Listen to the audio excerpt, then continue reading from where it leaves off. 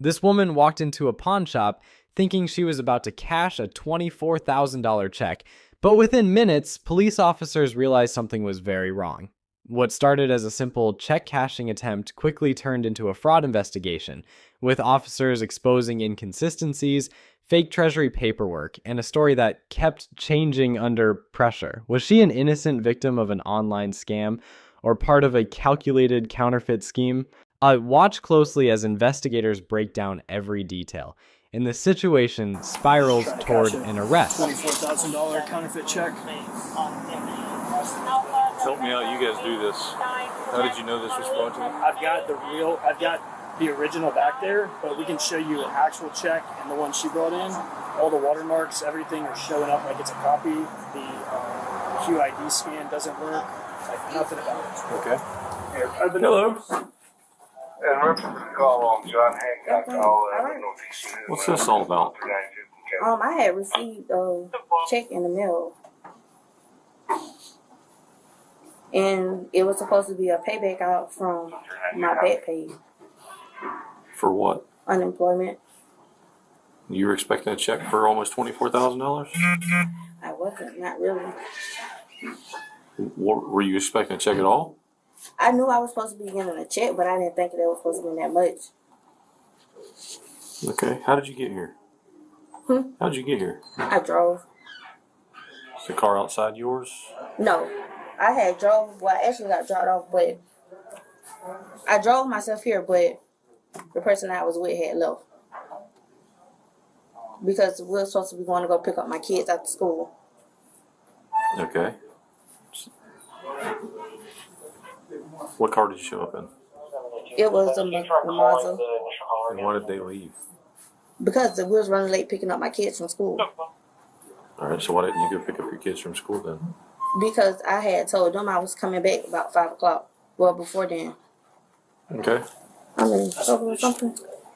I mean, they're saying this is a fraudulent check. I don't know. I don't know the difference.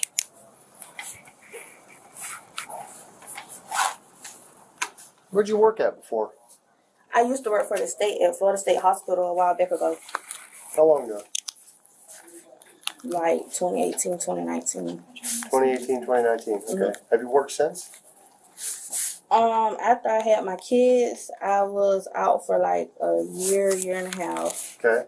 And then I ended up going to a juvenile facility. Did you ever file for unemployment?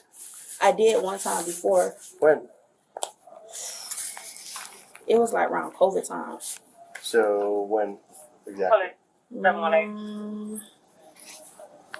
Spoke with a female on Reback, and she advised I had the wrong number. I really don't honestly remember. But during COVID, like when COVID originally started, so like Yeah. 2020 probably? Yeah. Okay. And since the state, did you work anywhere else after? Where else did you work? No, like I went back to the state one time, but then once like they COVID rate had struck again, I had ended up leaving again. Mm-hmm. But I had never like when I applied for unemployment, I never ended up receiving it How'd you apply for it? online. Okay. And who was it through? I think it was through the unemployment office. I'm not sure. This was my first time ever applying for unemployment. Did you ever get did you ever get an email back or anything? Let me see. So when did you get this in the mail? It was like I want to say almost a week ago.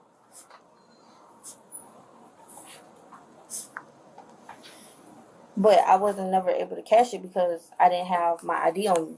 Uh-huh. So then that's when eventually I had finally got up today, and I was like, well, I got time to go get an ID and stuff.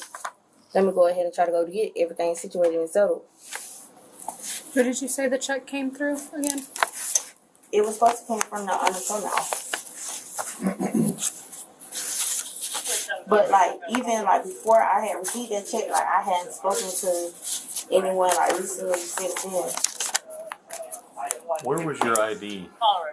You said you didn't have your ID when you got the check. I had ended up getting my license took by Florida Highway Patrol, and I never ended up going to go replace them or anything. So you got a new ID today? Is that what you're saying? Yeah. Okay. Because he told me that I couldn't use my picture ID. And like that's what I had been using. Who told you couldn't? The dude in there When was that? this morning. So you went today by walk-in to DMV to get another one? Mm-hmm. Hold on. So this morning, what did you bring in here? I had a picture ID on my phone.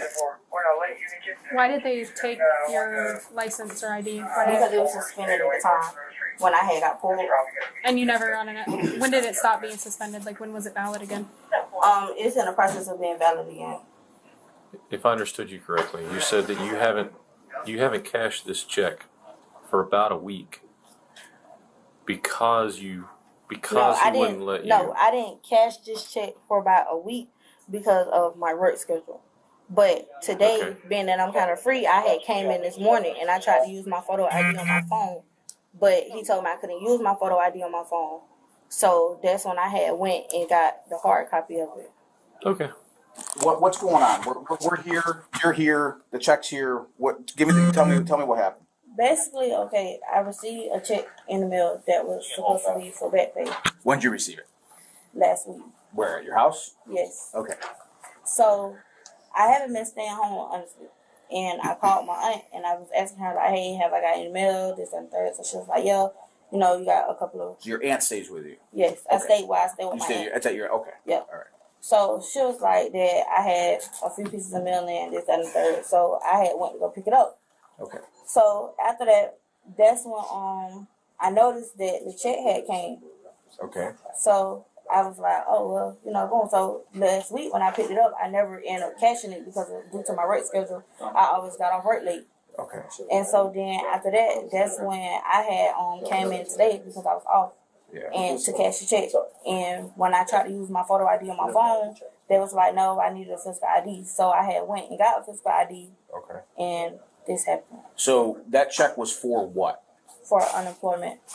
Okay. Have you ever gotten unemployment before? No, I applied once, but like I never received anything, never heard anything else back. So it was just like. So this is the first time you've ever done unemployment, filed for it, or anything like that. You've never received checks before for unemployment or anything. This is Correct. the first one. Yes. Okay. And when did you receive it? Last week. Okay. Where's the envelope that came in? Do you have it? It was supposed to have been up front if they didn't move it. Okay. Do you remember who it came from? What was on the envelope? It was a blank envelope with a clear slip, and there was a paper in front of it. And then, like, when you unfold it, it was like the check, the rest of the, well, you know how, like, you rip off a check? Mm-hmm. That's how it was. Okay. All right. Have you ever received Department of Treasury checks before for anything? No, sir. Okay. Has anyone else seen that check? Have you talked to anyone else about that check? No. Okay. And the reason for you waiting about a week to come in and cash it, well, Because I don't get off till 6 o'clock, so it's like by the time I make it back this way, it's 7 o'clock, so everything is I got you. almost closed. I got Can I ask you a question? Back when you worked for the Florida State Hospital, what was your salary? Back then I was making like 15 something because I was OPS, so I was making a little bit more than the regular 15 staff. what?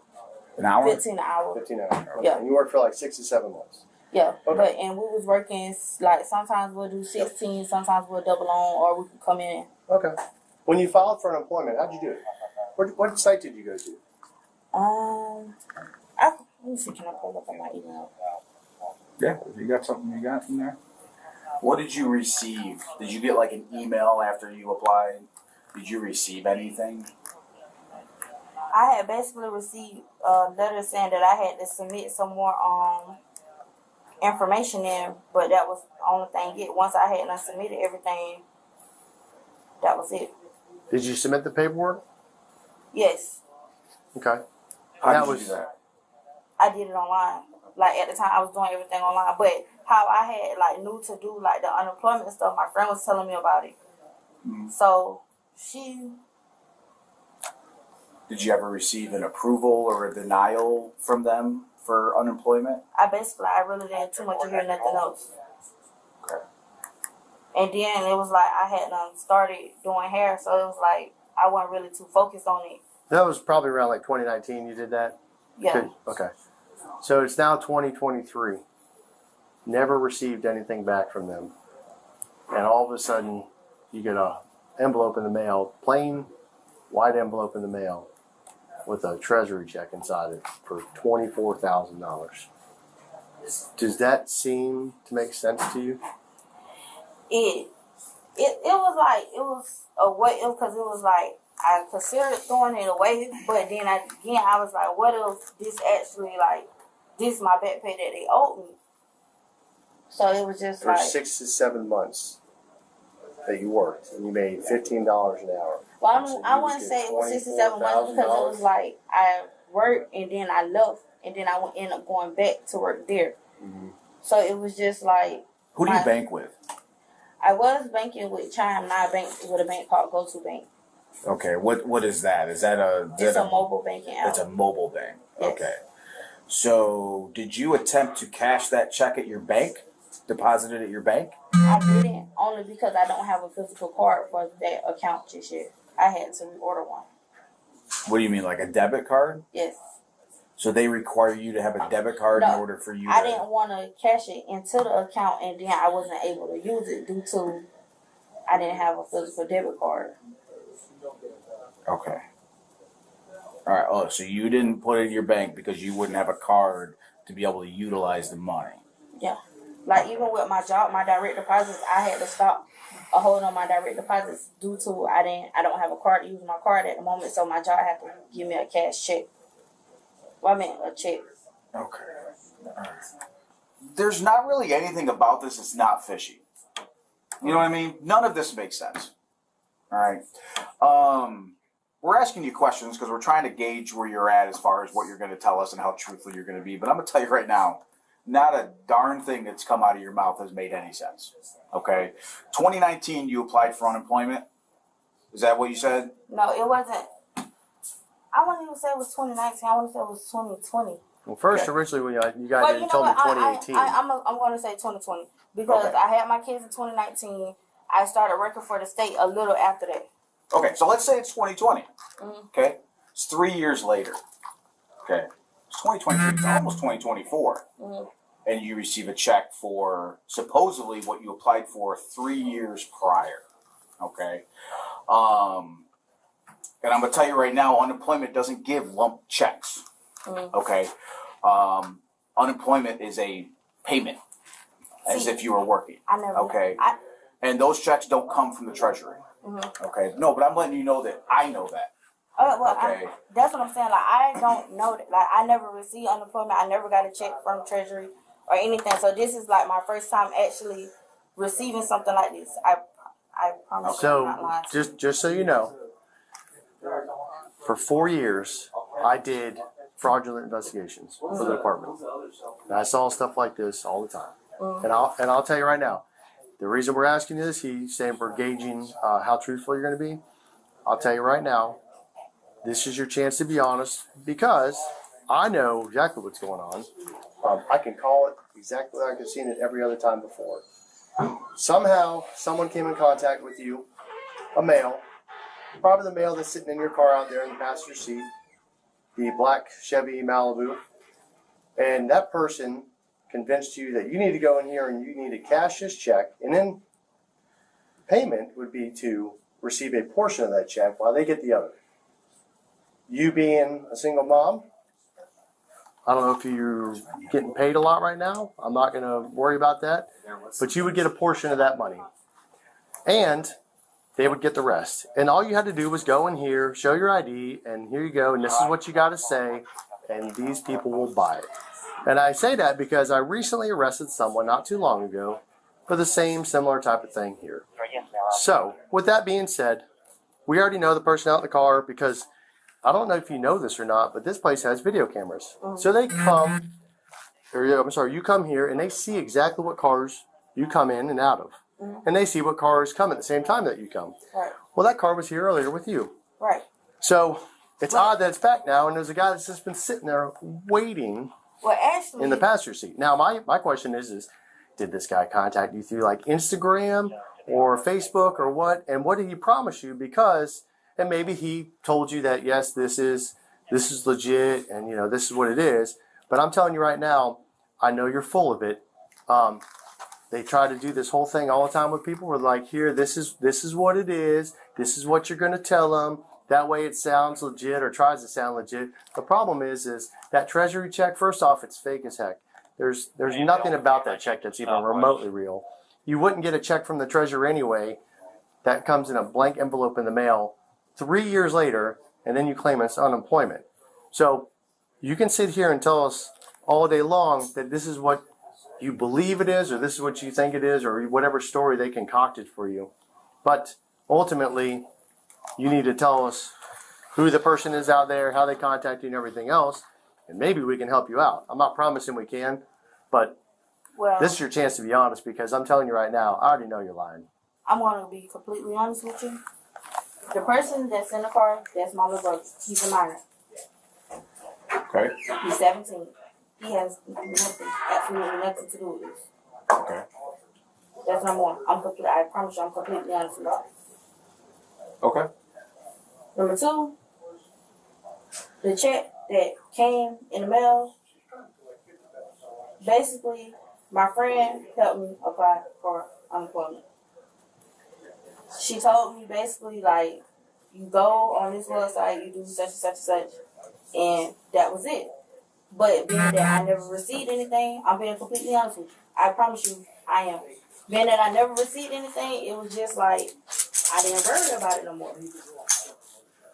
So you're gonna stick with that came in the mail. That's what you're sticking with. Because I'm gonna tell you right now, we're getting to a point where there's gonna be a line, and once we meet that line of our patience with this, there's gonna be no going back and helping you without you being completely 100% honest with us. I don't want that to happen for you. He doesn't want that to happen for you. But that's where it's headed. I can give you my friend information that helped me do everything. But you can't show us anything about anything that you applied for, any website, any email. Nothing that said you were ever going to get money back, which doesn't make sense. You get it back from the treasurer anyway. The big lump sum of $24,000 3 years later after you file for unemployment. That makes They're not just going to send you a check without some sort of notification, especially for that amount. And with unemployment, you get approved or you get denied. I've done unemployment before back in the day. You get approved, you get denied. But it's all notifications to your email, in the mail. You have documentation for everything because that's a government entity.